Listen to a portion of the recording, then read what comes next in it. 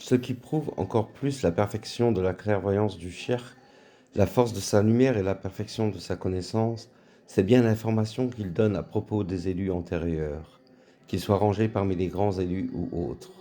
On a l'impression que le cheikh, satisfaction d'Allah sur lui, était l'un de leurs contemporains.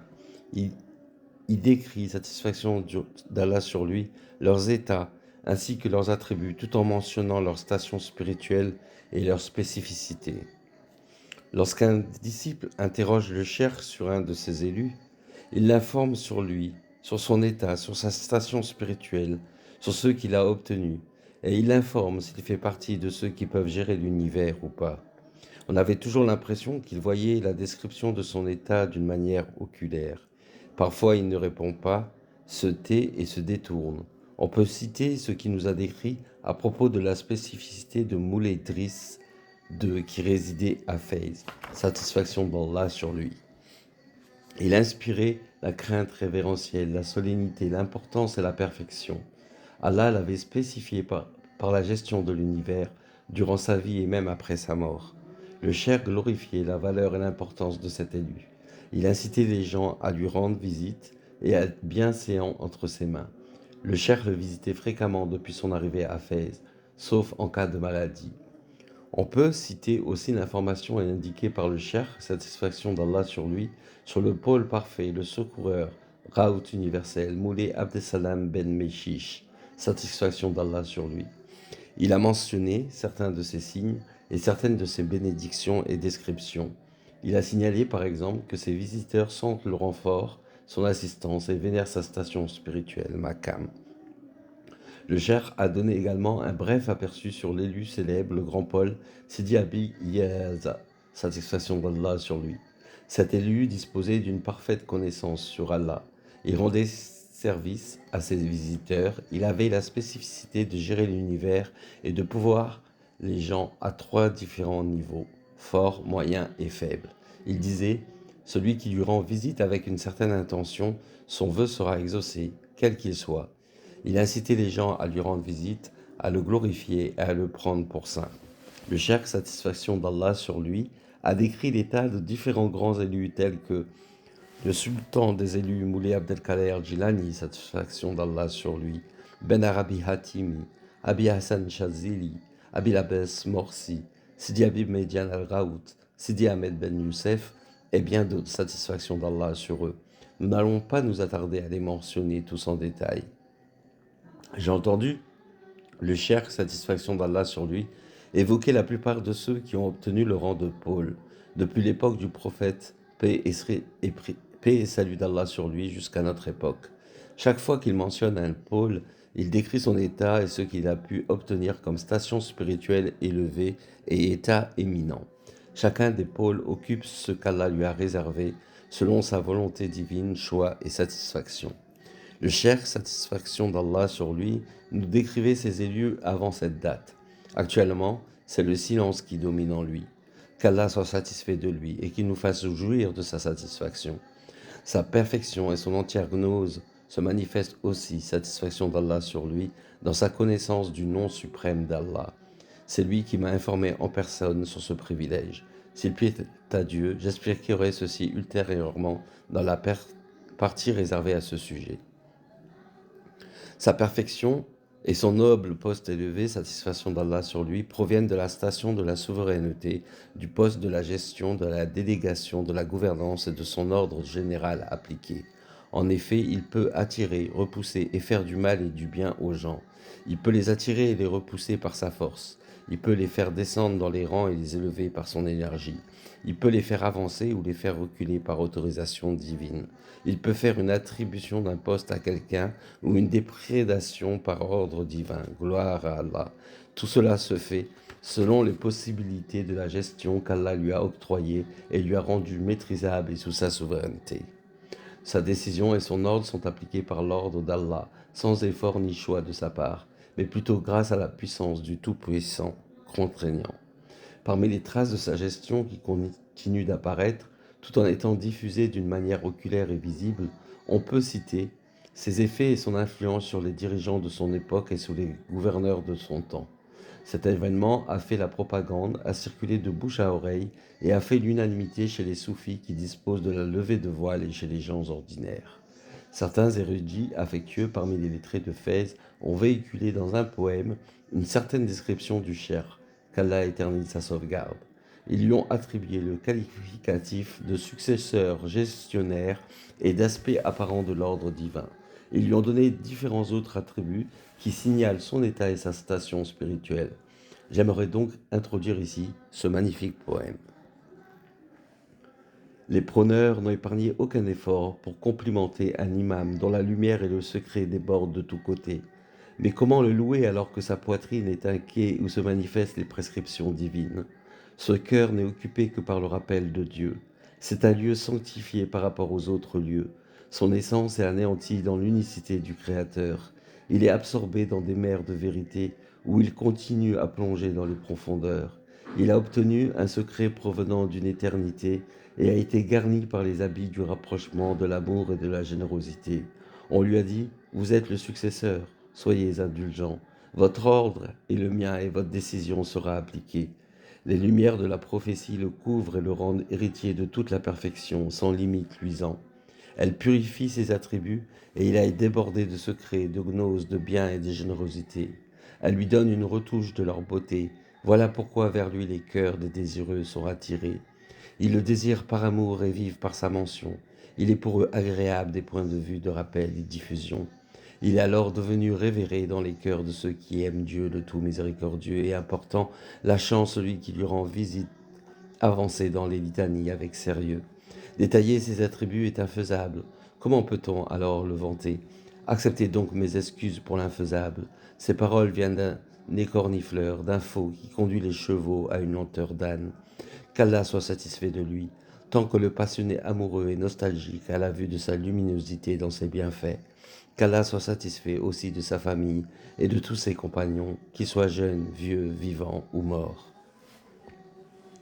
La description de la station spirituelle Maqam du Cheikh et de sa perfection, satisfaction d'Allah sur lui, ainsi que celle de ses illuminations et de ses états spirituels, n'est réellement connue que par l'omniscient, le parfaitement connaisseur, ou par celui qu'Allah a informé sur lui, parmi les gens dignes de la clairvoyance et de la raison.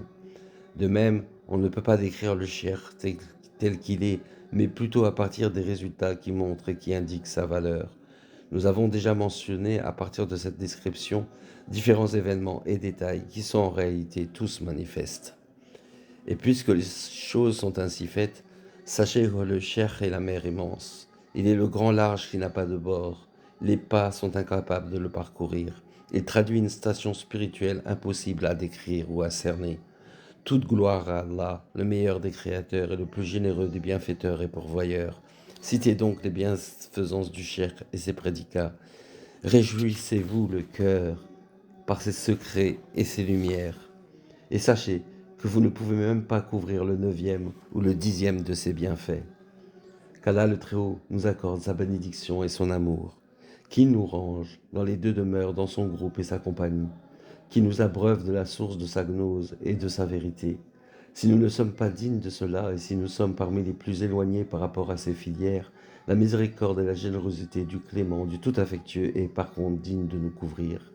C'est lui qui ouvre la porte de l'espoir et accorde sa clémence aux démunis, en leur offrant différentes aubaines, les unes après les autres. Il donne sans compter, n'a pas besoin de motifs pour donner. Il répond favorablement à celui qui le sollicite, même en cas de désobéissance et de suivi de la passion. Pas de divinité à part Allah. Prière sur Sayyidina Muhammad, sur sa famille proche, ses compagnons, et salut d'Allah sur eux. En ce qui concerne la récompense de la lecture du nom suprême d'Allah que nous avons promis de mentionner, le Cheikh a dit satisfaction d'Allah sur lui. J'ai obtenu différentes versions du nom suprême d'Allah. J'ai appris une méthode par laquelle je peux construire ce que je veux de ses dérivés. Le prophète, prière et salut d'Allah sur lui, l'a informé en effet sur l'immense largesse que contient ce nom. Elle est sans limite ni fin. Il a informé également sur ses spécificités sublimes, sur la manière avec laquelle on invoque Allah par ce nom et sur le mode de sa conduite. Cet acquis n'est accordé qu'à notre cheikh, satisfaction d'Allah sur lui. En effet, il nous a dit Le maître de l'univers m'a donné le nom suprême d'Allah, spécifique à Sidna Ali ben Abi Talib, qu'Allah honore son visage. Il m'a donné auparavant le nom suprême d'Allah, spécifique à sa propre station spirituelle, celle du prophète, prière et salut d'Allah sur lui. Le cheikh, satisfaction d'Allah sur lui, a dit, le maître de l'univers, prière et salut d'Allah sur lui, m'a dit, ce nom suprême d'Allah, spécifique à Sidna Ali, qu'Allah honore son visage, n'est donné qu'à celui destiné depuis la prééternité à être Paul. Puis il a dit, satisfaction d'Allah sur lui, j'ai dit au maître de l'univers, prière et salut d'Allah sur lui, autorisez-moi dans tous les secrets du nom suprême d'Allah et dans tout son contenu. Il m'a accordé cette autorisation, prière et salut d'Allah sur lui. Quant à la rétribution de la citation du grand nom suprême d'Allah, spécifique à la station spirituelle du pôle des pôles, voilà ce que le cheikh nous a dit en se basant sur l'information apportée par le prophète. Celui qui le récite une fois, il obtient 70 000 stations au paradis. Au sein de chaque station, il y a 70 000 de chaque chose existante au paradis. Houris, palais, rivières et tout ce qui est créé au paradis. Mais pour les houris et les rivières de miel, il n'en obtient à chaque station que 70. Et à chaque fois que le lecteur prononce le nom suprême d'Allah, 4 anges rapprochés d'Allah descendent vers lui, enregistrent le nom à partir de sa bouche et remontent pour le montrer à Allah. Le solennel gloire à lui dit alors, enregistrez-le, ce lecteur, parmi les gens dignes du bonheur. Enregistrez sa station au Iliyin, au voisinage du prophète Mohammed, prière et salut d'Allah sur lui. Voilà ce qu'il y a dans chacune des citations du nom suprême d'Allah. Pour chaque citation, le lecteur obtient la récompense de tous ceux qui invoquent Allah dans toutes les langues, parmi tous les êtres créés dans tous les univers. Pour chaque citation, le lecteur obtient aussi la récompense de tous ceux qui glorifient Allah, tasbih, dans toutes les langues, parmi tous les êtres créés, depuis la création du monde jusqu'à sa fin. Il obtient aussi la récompense complète de la Sa'atul Fatih, 6000 fois pour chaque citation du nom. Il obtient aussi la récompense de la sourate Al-Fatiha et de celui qui lit tout le Coran. C'est-à-dire pour chaque citation du nom, il obtient la récompense du Coran en entier qui renferme en même temps la Fatiha et la sourate Al-Qadr. Pour chaque citation du nom, le lecteur obtient aussi la récompense de chaque prière ayant lieu dans l'univers avec une grande ou une petite rétribution. À l'occasion de chaque lecture du nom suprême d'Allah, tous les anges de tous les univers d'Allah le lisent avec lui. Chaque ange le lit avec toutes ses langues. Il faut savoir que certains anges disposent de 70 langues, d'autres en ont 60, et ainsi de suite jusqu'aux anges de la terre qui nous abritent. Ceux-ci ne disposent que d'une seule langue. Voilà l'information apportée par notre maître, satisfaction d'Allah sur lui, d'après le prophète, prière et salut d'Allah sur lui.